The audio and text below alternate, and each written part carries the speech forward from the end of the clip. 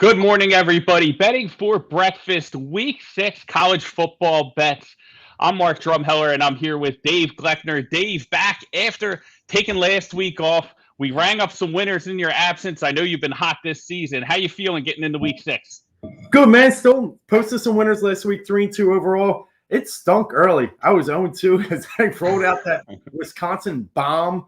But you know what? Getting them late is the way to go. Feels good when you roll in with some profit going in Sunday. Still having a really good season overall. I think 19-9 on the post and 8-2 in my runs here live lately. So let's go. I think this card's tough, buddy. But I think we get a few out there that we can definitely tab as winners. I think so, man. We had a great week last week. We had Ann on it on the show. She gave out Ball State and the under in the Ole Miss game. I parlayed those, hit that at like plus 264. Gave out Penn State. That was a winner against Indiana, easy. We talked about how Indiana wasn't going to be able to score on them. They weren't able to score on them, right? Yeah. We hit Georgia against Arkansas. Same thing. Arkansas is not scoring on that defense. And I missed the App State total. But overall, it was a good day. You know what I mean? It was a good day. We got some winners, rang them up, and we're hoping to do some more today. Everybody that's listening, drop us your best bets in the comments. Lexi's running the comments for us. We're going to talk about any best bets you got, any games you want to hear about. Of course, we're going to talk about the massive game today. Penn State travels to Iowa, number 3 versus number 4. It doesn't get any bigger than that. Two teams really getting by on defense. It's going to be interesting to see what quarterback can step up today in that matchup. We're going to talk about the Red River Shootout, and of course, we're going to have some plays for you. We're going to have some winning bets. If you guys haven't downloaded the app yet, go download the Sharp app and hop into Discord. We're going to be in there sweating out these games, making some money all day. The Discord is free. If you join Sharp Bets, you can get a free 30 days. The promo code is in the description, free MDrum. That'll get you the free 30 days to try out the Sharp Bets team. But listen, Dave, let's get into it today, man. I cannot wait to talk about these games. But what do you think, before we get into it, what do you think was the biggest surprise that we saw last week? More chaos in the top 10. Lots of teams falling off. I feel like the door is wide open for Cincinnati now to make the playoffs.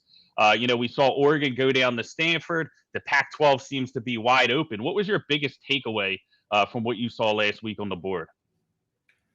Well, I guess my biggest takeaway, and everybody already knows it's Georgia, Bama. They can already lock their spots to the college football playoffs. But outside that, it's pure chaos, and it's really up to a committee now that has to really do their due diligence and watch these games and really dissect these teams that are all very, very different. I said a few weeks ago, it ain't going to be Cincinnati. Well, I take that back.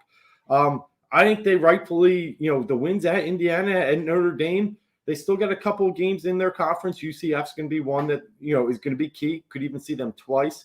I don't know after they lost Navy, but still, they're going to have a puncher's shot at getting in there now based upon all these teams. I guess my other big takeaway is I'm not sure what Oklahoma is.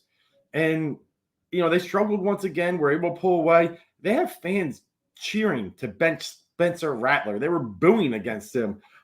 They got a huge one today, and I think that'll maybe tell a little more because the Pac-12 is pretty much done now. You could maybe say Arizona State long shot, but Oregon, they need an undefeated team. They're done. So Big 12 is the only other one that has a chance at undefeated. Otherwise, it's chaos if they don't get one. Yeah, the way you look at it, Clemson going to have a tough time getting in. You got Bama and Georgia. Those are the two spots. Yeah. If Oklahoma can run the table, they'll get in. Yes. Right? But almost if they don't run the table, then they open it up. And, that third spot is probably going to be a team from the Big Ten, the way it looks like now. So, Cincinnati can get in there if Oklahoma slips up. But I do think they need the Sooners to slip up. But as far as the Big Ten's concerned, who knows who's getting in? These teams are all going to beat up each other in these next coming weeks. So it's going to be interesting to see who survives. Let me ask you this. Does the Oregon loss hurt Ohio State? Yeah. Oh, absolutely. 100%. Right? I think that because if Oregon ran the table, I thought that would help Ohio State get in. You know what I mean? Because they could say, hey, they lost to Oregon, but look at Oregon. But the Pac-12 is just hot mess. B team. Yeah, B team, man. It's not, they're JV. Stanford got smoked by UCLA at home, then goes and beats Oregon and gets smoked by Arizona State last night. That's a bad loss. Stanford's not very good. No, they're not very good at all. Just no consistency from any of the teams, right? We saw UCLA start hot. They've kind of came back down to earth. It's like the conference that nobody wants to win. Yeah. Well, Herm wants to win it. Believe me. He plays to win the game. Yeah, he does. He wants to win. He wants to win so bad. He's flying kids in during COVID and the pandemic and all that stuff. But then nobody's talking about that anymore. They're not. You know what? Once they start winning games, all of a sudden that stuff kind of dies down. But that'll come back a couple years from now. But for now, it died down. He's going to survive the season. Yeah, it looks like, I thought they were going to bring the hammer on him mid-season. I was a little bit worried, but it definitely doesn't look like that's going to happen. But, I always liked Herm, man. And I'm glad that he's got that program, winning some games. The Pac-12 needs some love, man, because Oregon just can't do it. They don't have the quarterback. They're not going to, be able to contend. But when I look at the playoff landscape, man, and I talked about this a little bit last week, it's Georgia, Bama, and everybody else, right? So that's the way I see it. And I really think it's Georgia's. I think it's Georgia. If you were to ask me right now, I think Georgia's the best team in the country. Oh, no doubt about it. No doubt about it. And before the season, I took them good odds to make the playoffs. I get almost 6-1. And they're just – that defense is amazing, right? And then last week, when you just thought, oh, JT Daniels is down now, Bennett's coming in. What did he throw the ball 7 times? 8? Like, they're just like, we can beat a top 10 team by running. And that's the key. Like, don't get me wrong. Like, they're going to need Daniels. Yeah. Like, they're not going to do this with Bennett. Like, if this, labrum or whatever he has going on, is back issue or whatnot, he's going to have to, get healthy, for when they're really going to need him. But the most impressive part is like they just roll into a team like Arkansas, who was ranked 8th.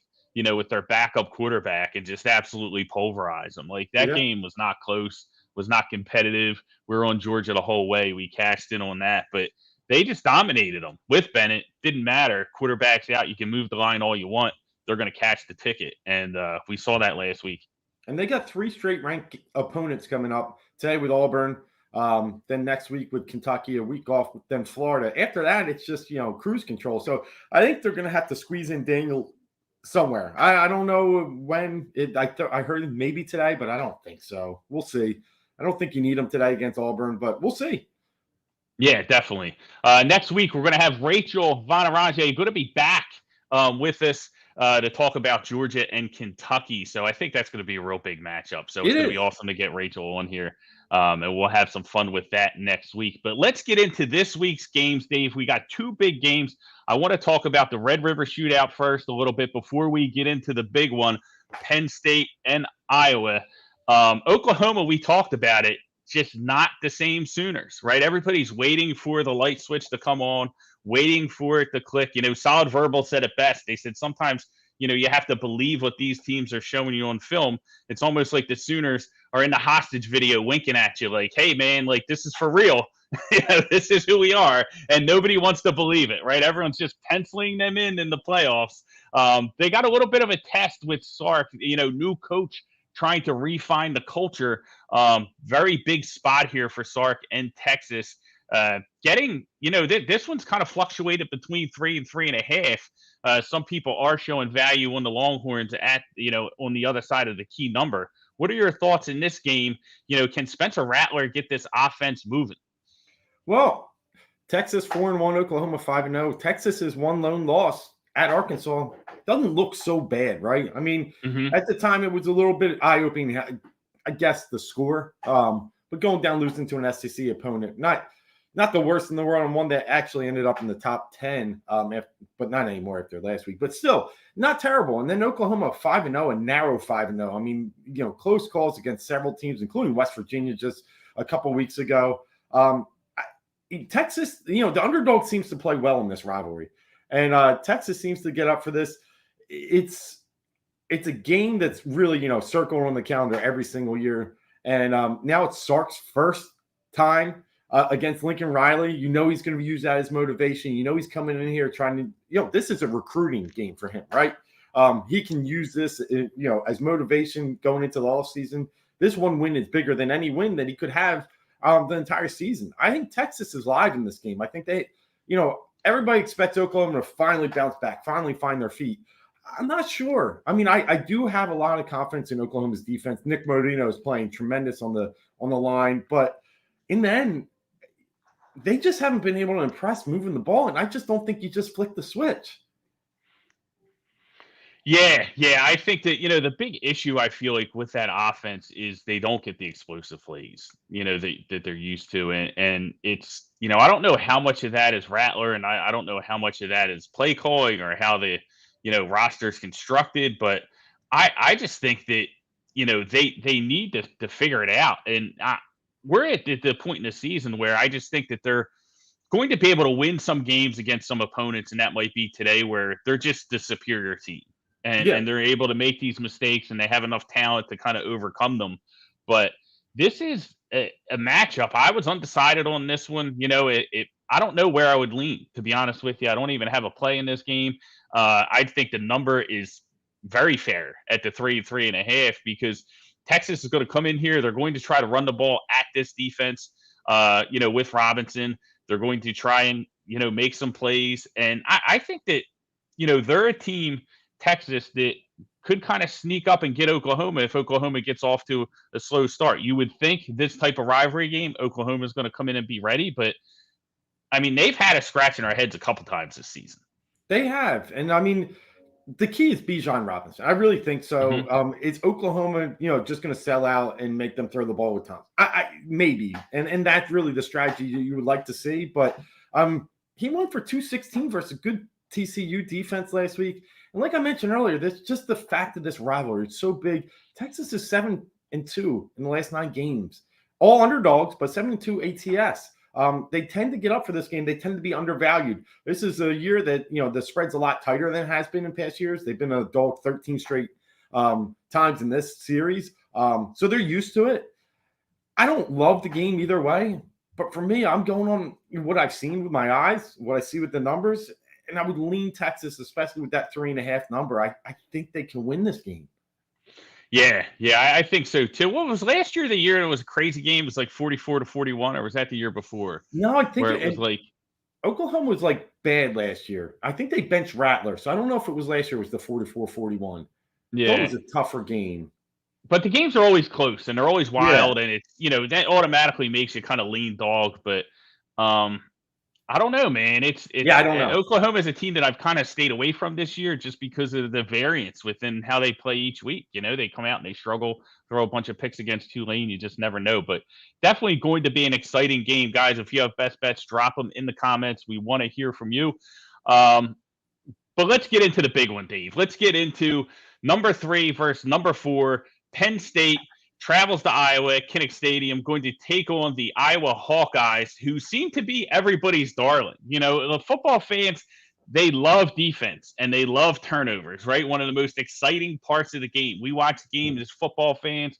We like to see people get punished. We like to see people get hit hard, and we like to see good defense and turnovers. And that's what Iowa brings, man. Iowa is a team that finished last season extremely hot. They were a team nobody wanted to play. I think the bowl game got canceled because people were just like, I'm out on this Iowa team. They're on fire. Not playing them, right? Not playing these guys. They're running through everybody. And then they start the season the same way. And that defense makes plays and creates turnovers and disrupts offenses. And James Franklin enters this game with a history of not really performing well in these types of spots. Now, me personally, I was able to get Penn State at the key number of 3, so I did lock it down. Sharp bet members have that play, but if we look at the line now, it's gone down since. We're seeing some 2s out there. It opened up at 2.5. We have a total at 42.5. And Dave, when we look at these metrics, right? Penn State higher SP plus rating, both teams 4-1 against the spread. Both teams, for the style they play with defenses, 1-4 to the over. So both teams under teams. But I really think you look at the explosive plays, that could be the difference here with Penn State. And that was really why I'm leaning towards them in this matchup. I think this game is going to come down to who can make a couple big plays and get on the board. I think it's going to be a very low-scoring game. And I think, Clifford and Dotson might be able to do enough against this Iowa defense. What are your thoughts on this one? Yeah, interesting. And I'm a big SP plus guy. You also use FEI rankings too. And one thing I tell you, SP plus still gives Iowa no credit. I mean, they had Maryland as a better team than Iowa. Now, Demas goes down with like a broken leg and fumbles the ball on a kickoff return when they're down 3, and then Tago Laveau throws like 5 interceptions after that. It kind of just changed the whole energy and momentum of the game. So I don't give Iowa all the credit. They're just doing some crazy things this year. As we know, you talked about their defense, 12 interceptions. They're intercepting the ball at 7.4 pass attempt rate. That's like triple the national average. I think it's around 2.7 is the national average that balls get intercepted on a pass rate, on a pass attempt. They're putting up some just crazy numbers. They're 14-1 against the number in their last 15 games when favored by 4 or less. They're a team that wins by double digits. We talked about earlier in the year. One of our favorite bets early was Iowa over Indiana. One team we were trending high, one team we were trending low. Everything just seems to point their direction. When they needed it, they got it against Iowa State, right? That was a team we liked a little bit of Cyclones, but there goes Purdy throwing a pick. But even more importantly, Breece Hall fumbles. He never fumbles. Things just have seemed to go on their way this year. And Penn State on the other front, you talked about James Franklin, 0-9 against top 10 teams on the road. The number, it speaks for itself. And 0-7 in his time as Penn State, but 0-9 himself. Everything seems to stack up against Penn State. But then when I start to just really analyze the game, and I understand I am not a fan of Petrus at quarterback at Iowa. I think they struggle to move the ball when given big, long fields. And I just don't think they're going to get that. I don't think Clifford's going to give up the ball. They know they have to protect it. They're not going to turn this short field. If they make Iowa have to go 70, 80 yards, Iowa's not putting up more than 17. And I think in that sense, I think Penn State can be efficient. They have the more explosive players on offense, the more explosive plays as we put up there. I think they're just as good defensively. They also have, I think, 7 turnover or +7 in the turnover margin. I just think Penn State's the better team. And I just think the better team will pull it out late in this game today. I don't know if I'm picking it, but that's my lean. Yeah, I mean, listen, I wanted to make sure I got to 3, right? And that was kind of the big thing. I sat and I waited for the 3. It popped in the beginning, then got back down. Then I'm like, I'm waiting for this 3 if this thing comes back. Everybody loves Iowa. I would just crush me to punch it in with Penn State. But I thought you brought up a great point with, Petrus. Just not a year for quarterbacks named Spencer, right? Spencer Rattler not doing very good. And Petrus has been able to hide behind this defense and these turnovers. And I'm not sure if he's going to be able to do that today. Obviously, Goodson, an incredible running back. They have everything around him for him to succeed, but I have question marks with him, right? When we look at this Iowa Hawkeyes offense, outside of the top 100 in yards per game, outside of the top 100 in yards per play, right? So, and that's kind of the story is I think the offense gets a pass because we say, okay, well, it's not their fault they're getting short fields. They're number 2 in the nation in yards per point. So in order for them to score, they don't have to travel real far because they're getting this incredible field position. So that's really been the story with the Iowa offense. And I think when you handicap this game, when I look at it, and this is what I started with, take away the history, right? Take away Franklin and what he did with other players in other years and all that stuff, right? Now, it's important, but let's for this exercise, let's strip it away, right? Strip away all the other stuff, right? And, on a neutral field, like, who do we think is the better team here? And I think it's Penn State. And if I'm getting points with them, am I going to let Franklin's past overcome that? Am I going to let the fact that Penn State historically with different players hasn't played well in this type of spot? Because I do think coming into this season, and I said this when I did their preseason write-up for Yahoo Sports, I think that this is a different team with Mike Yurchik as the offensive coordinator. And I think he makes a huge difference. And we saw it with Sean Clifford. Clifford's not great, dude. He's like, he's not. He's probably I would take him even. I might even take Petrus before him coming into the season. But with Yurchik, you're seeing his development. 28 for 32 against Auburn. He's he hasn't really turned the ball over. He had the one pick against Auburn. I think he had another one, this year, but I'm pretty sure it's only 2 or 3 interceptions this season. So I think he's doing a good job protecting the ball, which is going to be key in this matchup. The only concern I have with Penn State is there's no running game, right? So it's just going to be Clifford all day. Like they're not going to be able to run the ball in this matchup. So they're going to be a little bit one-dimensional, but I think it's going to be a low-scoring game. And I think when you have a guy like Dotson, he's going to make big plays. I think he's going to be able to do enough. And an excellent point that you brought up, Dave, the Penn State defense is for real, probably the second best secondary in the country. Yeah, very true. And you look, Penn State won't run the ball today. You're right about that. But Dotson, I think you're going to find him maybe creatively in the run game. So you might not see the traditional runs. I think you're going to see Clifford actually run the ball too. Yeah, you're going to have to do some different things here. And you bring up great points about Clifford. He's third overall in the Big Ten in quarterback efficiency. I think it's over 160. His touchdown rate is the highest of his career. His interception rate is the lowest of his career. So it has been, and you have to point that at the offensive coordinator. I think you got to give a lot of props there. And if you can have that Clifford show up today, I just think they're the team that can really make the play when needed. Even if they get down a little bit, I think he can make the play. Do I think Petrus can? No. And that's really my concern here. If Penn State just happens to get a lead early, I think it's press for Iowa. And that's just not a good position for them to be in. So, hey, do you know how big this game is? And I think you do. First time 2 teams in the Big Ten are playing a regular season game in the top 5 that aren't named Ohio State or Michigan since when? Gosh, longer than I can remember. Before we were born, bud.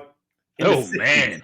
It was a Wisconsin-Minnesota game. Last time Ohio State wasn't involved in 2 top 5 teams was 97 when Penn State played Michigan. So this is historic. This is huge.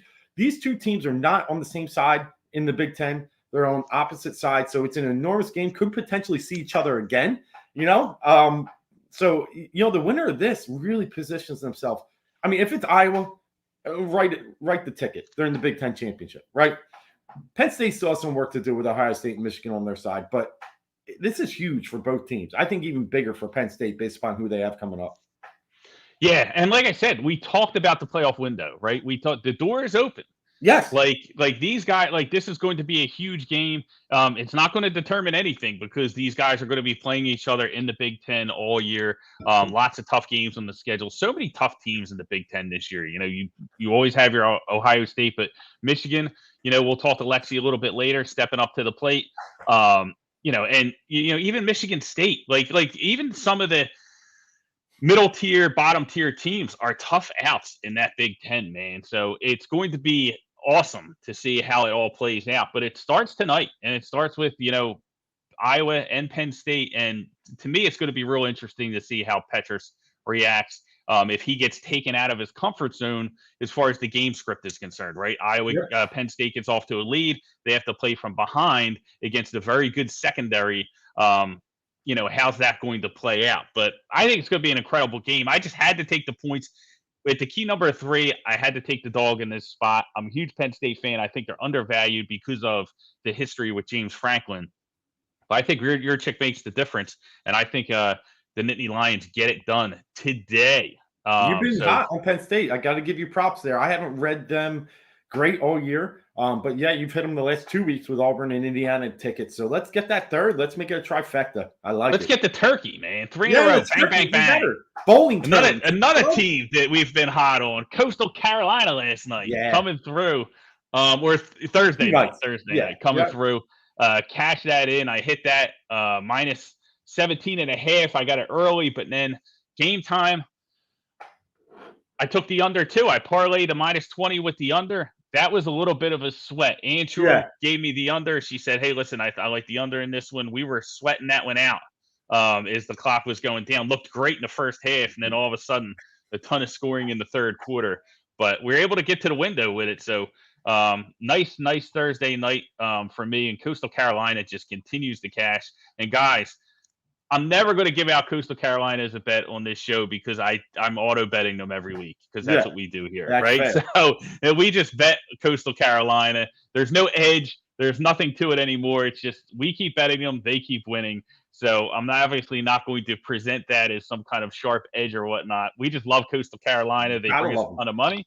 So we keep it going. Yeah, and That's how we go. I'll give you. I might be in auto bet mode. I played last night, Arizona State. I also played them last Saturday when I gave it out on Twitter. Herm Edwards and his boys are really starting to ramp it up. They're starting to become potentially an auto bet team. Their one loss this year to BYU, I think they had like 13 penalties. They shot themselves in the foot. It's a team that, it's like the Eagles in the NFL a little bit. I don't know if they'll fix it, but when you can fix that, one issue and you can let your other, skill positions really start to shine, Arizona State could be sneaky dangerous the rest of the way this year. So keep an eye on them. Sun Devils coming up with a big cover last night. Good defensive game too. Only letting up 10 to Stanford. Late interception for a touchdown. Covered the number. It was great. Yeah, absolutely, man. Love to see Herm, winning some football. And Arizona State's fun. Good uniforms last night too, man. Yep. Uniforms look fresh, man. Yep. They look clean. But I'll tell you, they're a tough team if they reduce the penalties, play a little more discipline. Not 100%, not 100% sold on Daniels, a quarterback, but they got enough talent around them, man. They got enough talent around them, and the Pac-12's wide open. Heisman love. Some people thought this could be his year. I think he hasn't taken the next step. Let's put it that way. I still think he's dangerous. He's good. He's going to have those big games, but I'm not sure he's taken the next step yet. Bulked up in the offseason. I expected a little bit more. Yeah. But hey, listen, they're going to win games, and there's plenty of football left for him to kick it into high gear as we come down the stretch here. But Dave, let's give some more winners to the people, man. That is what they're here for. We're going to lead off with you. Kent State is a team that I know you got circled on your card. Tell us a little bit about that matchup. Yeah, I'm looking at the Buffalo traveling to Kent State game today. A mid-afternoon game, MAC action. We love some MAC action. We're going to get some MAC weeknight action coming up very soon here that we always love to plug in and play. But let's get it a little early. And we're looking at those, the Buffalo team. I was going to call them the Bills. But, hey, they're heading out to Kent State, and last year was just a landmark game in the series. Buffalo won 70-41. Running back Jarrett Patterson ran for 409 yards, almost threatened Samaje Perrine's all-time NCAA rushing record in that game, and he tied a mark of 8 touchdowns scored rushing. It was just an absolute back-and-forth clinic. Kent State put up over 550 yards offense. But, hey, when you have that type of game, I tend to think the loser remembers it just a little bit more. Kent State was undefeated in conference, playing for a chance to get to the MAC championship game. Losing that, I think, stung a little bit. So now we come to this year, fast forward, both teams actually struggling on offense. Buffalo's only averaged 20 points per game versus FBS opponents, 383 yards per game total, which is not very good in college football. On the other side, Kent State, again, not putting up a ton, but they're a little over 400 yards per game, so a little more, but only 15 points per game against FBS opponents. So teams aren't going to put 111 total points in this game today. It's a transition year for their offenses, but both defenses pretty strong. And Kent State, man, when you look at their defense right now, 10 interceptions on the season. They're tough. They've been pressuring the quarterback, creating turnovers. And I think what they really had problems with early in the season was on their offensive line. They allowed 12 sacks in the first 4 games, 0 last week. They really started to dominate the line of scrimmage. They ran the ball very well against Bowling Green. And I think that's the key to this game. They have, 3 rushers for over 200 yards this year. Their leading rusher, Marquez Cooper, is close to 400. And their quarterback, Dustin Crum, he has over 200 yards rushing. So I think this is where we dominate the line of scrimmage with Kent State. And the Golden Flashes, I feel, can control this game. And when you have the better running game, we looked at it the other week with Air Force when they played Florida Atlantic, and that wasn't even close. Running game's a big factor here. And I think Kent State can control the ground game, not put any balls in the air and create turnovers. And I think they can cover this number of 6, 6.5 in some places. You got it. Revenge game. I like the Golden Flashes this week. I'll take them. I love it. The Golden Flashes laying the 6. This is a game, Dave. This one opened up at 5, up to 6.5 now, even seeing some 7s over at DraftKings from other spots. So definitely people jumping on Kent State in this matchup. Total looks like it opened at 60.5 and is now at 64.5 going up. So we expect, a lot of scoring here. I, But I'm right I there with don't. you, man. That was a game that I definitely looked at. Not a bet for me, but I'm going to be there rooting you on. I think Kent State is definitely the right side. If I were to play it, I would definitely be going with the Golden Flashes. Yeah, and it's interesting. The reason I really eyed up the SP Plus, like you showed earlier, and some that they like Buffalo a lot better than Kent State, and you're seeing a team that's favored by a touchdown. Like it something seems a little up, and that's another lean that put me that way too. Yeah, so let's talk about one more game before we bring Lexi on to talk about the huge Michigan Nebraska. Nebraska game. Yeah. Big Ten action today. So can't wait to hear what she has to say about that. But we want to get one more pick out for the people. So Dave, give us one more. We talked about these on the show. I'm actually aligned with you on this next bet. So why don't you give it to the people? Yeah, I got two more, but I would definitely let's throw this one out. Everybody likes a 12 o'clock game. Get the money flowing early. We're going to go with the West Virginia Mountaineers at Baylor. Baylor found in some spots at 2.5. I got it last night at 3. So you're going to find it all over the map between those numbers. And I'm going with the West Virginia Mountaineers. Yes, they've lost 6 straight road games. Yes, they lost 2 in a row overall. Last week's loss at home to Texas Tech was a bad one. And really, let's be honest, they should beat Oklahoma the week before. And I think it was a lot of a hangover last week. West Virginia's still trying to battle themselves on offense. They can't figure out what they want to do. Jarrett Doege, throws the ball, but he's just not explosive. So they like to mix in Garrett Green at quarterback. He's not much of a thrower, but he is dynamic rushing the ball. And he's been really good. That mix that they can throw in, I think is key. But really what's key in this game for me is let's look at the turnover differential. We've talked about this with West Virginia. They were my plays when they played Virginia Tech and Oklahoma. Stayed off them last week. But I'm now back on. And it really, first in the Big 12, Baylor is +5 in turnover differential. Last, West Virginia is -5. Those things seem to balance themselves out as the year plays on. I think a turnover here and there, if you can even play this game even in the turnover game, I think West Virginia is the better team. They have the more dynamic running back in Letty Brown. The rushing game, that's where Baylor struggles. They're not very good at stopping the run. Well, West Virginia is awesome at stopping the run. They've only let up 87.6 yards per game on the ground. They have a stuff rate at 29%, which is, negative or plays stuffed at the line of scrimmage when running. I mean, that's 1 out of every 3 plays. They're stopping at the line of scrimmage for negative yards. They're fierce there. And I think that's where you got to put it in Jerry Bohannon's hands. Dude, did you see him last week? 13-28 versus Oklahoma State. 13-28, 100-some yards. Oklahoma State just, once they were able to make Baylor try and throw the ball, game over. I just don't have faith in Baylor's passing game. I know they beat Iowa State, but then they beat Woodbury High School, Haddon Heights, and Cherry Hill before that. They played like 1 or 2 teams this whole season, and they're 1-1 against those 2 teams. I think West Virginia's been tested. They've had their Marylands, they've had their Oklahomas, now Texas Tech, Virginia Tech. West Virginia's played all good teams throughout the year. They have the better tested schedule. I like them today. Give me the points. It's an outright, but I'll still take the points because I feel good about getting those extras just in case you get a fluke, win by 1 or 2 at the end. Yeah, I agree with you, Dave. And I'm actually on this game as well. I got it at 3 with West Virginia. Again, the importance of the key number. You want to make sure you get that. Right now, we're seeing 2s on the board, 44.5 on the total. But the best point you brought up about is the West Virginia defense, Dave. And I think that's really what makes the difference in this matchup. When you look at Baylor offensively, it seems like they've had some success early in games offensively, a lot more than as the game goes on. It seems like teams are able to adjust to their offense as the game goes on. And I think that West Virginia, that Mountaineer defense is tough. And it's the scheme. I did a write-up for Yahoo Sportsbook in the beginning of the year, and they lost a lot of people on defense. Tyke Smith, PFF ranked as one of the top 50 players in the country, went over to play for Georgia in the transfer portal.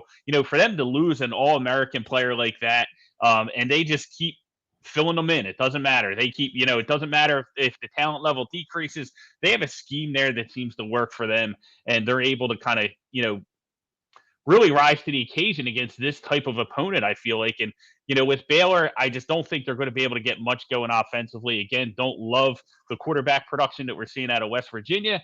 Not their strongest part, but I think they're going to be able to do enough here. I think getting the key number 3 is important, but I do think they're live in the game as well. I would expect to see them win this game outright. I just think they're the better team than Baylor.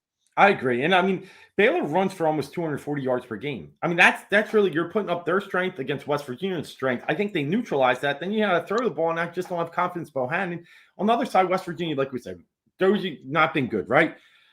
But they have 3 dynamic receivers. If they can just find the way to get balls maybe in the short field to them, that's a strength of West Virginia that's just not been able to be exploited because of the weakness in their passing game. But don't forget, they've played Oklahoma. They've played Virginia Tech. They've played some of the better defensive backfields in the nation. So I do also attest to that. So yeah, I'm big on this one. I really do like West Virginia. Glad you're on it too.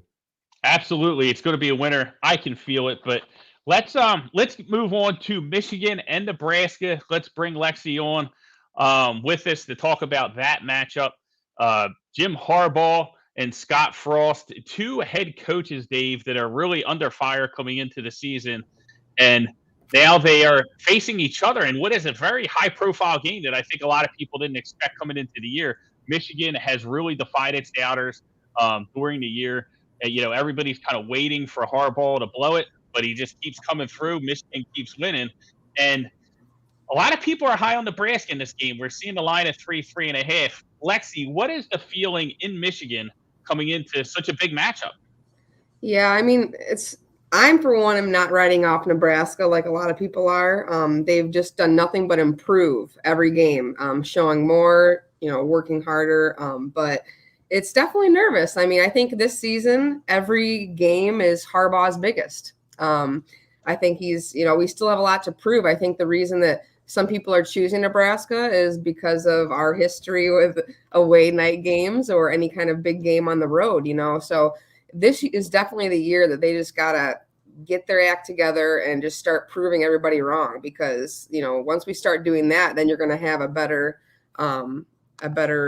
thing to do that. So. Yeah, definitely. And it's, you almost can't write off Nebraska just because I feel like they have so much talent. And it's always like the coach that kind of gets in the way of that, right? With Frost. And it's just a hard situation with, I think, with these Big Ten teams, it's like, how many games are they going to have to get up for? Like I just feel like the Big Ten is like a meat grinder this year with all these teams kind of stepping up.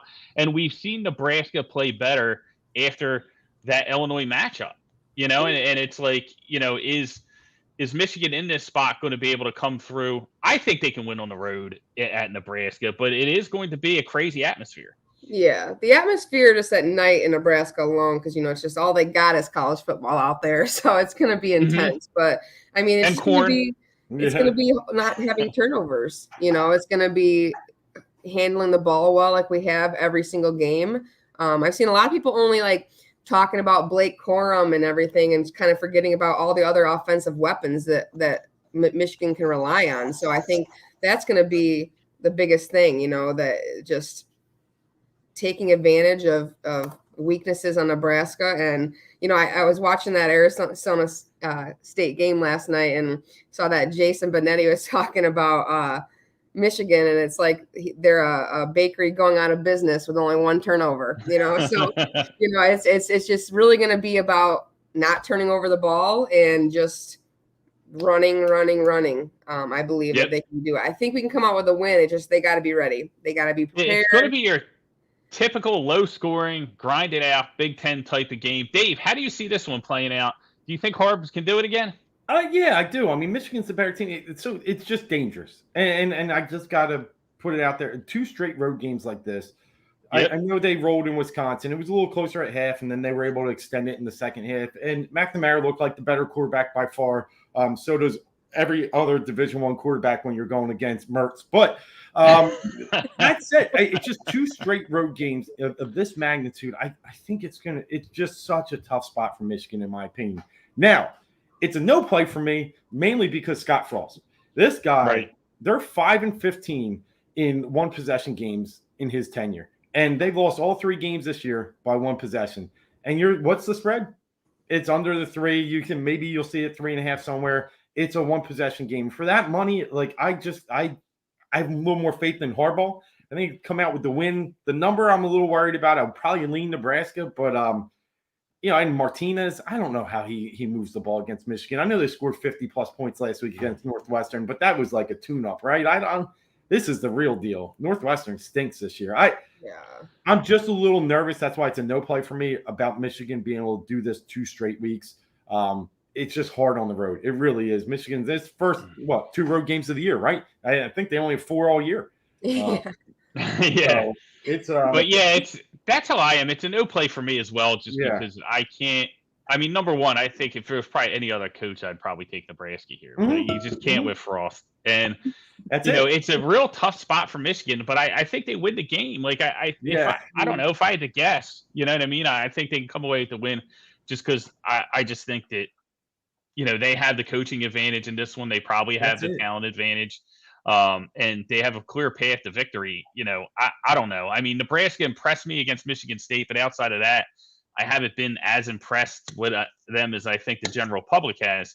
But I think Michigan gets it done today. I think they do. I don't, whether they cover it now, it's down to 2.5. That's it. Yeah. I'd probably lay it. I definitely not laying the 3.5 that we saw earlier, but I'd probably lay the 2.5. Going to be a low scoring game for sure. Yeah. It's going to be, it's nervous. I'm not a fan of night games because I got to wait all day, but I'm excited. I think this is going to be an ultimate test for everyone, for Harbaugh to prove everyone wrong again. And I know that in his heart, he wants that. And I know in Scott Frost's heart, he'll do anything to beat Michigan and Harbaugh. So it's going to be a battle of pride when it comes out of this in the end. Yeah, absolutely. Well, best of luck tonight, Lexi. That is going to do it for us, guys. We appreciate everybody tuning in. Make sure if you haven't, go join the free Discord. The link is in the description. Hop in there, sweat out these games with us. Let's enjoy some college football. Let's cash some tickets like we do over at the Sharp app. Everybody, best of luck with your bets, and we will see you next week. Let's cash.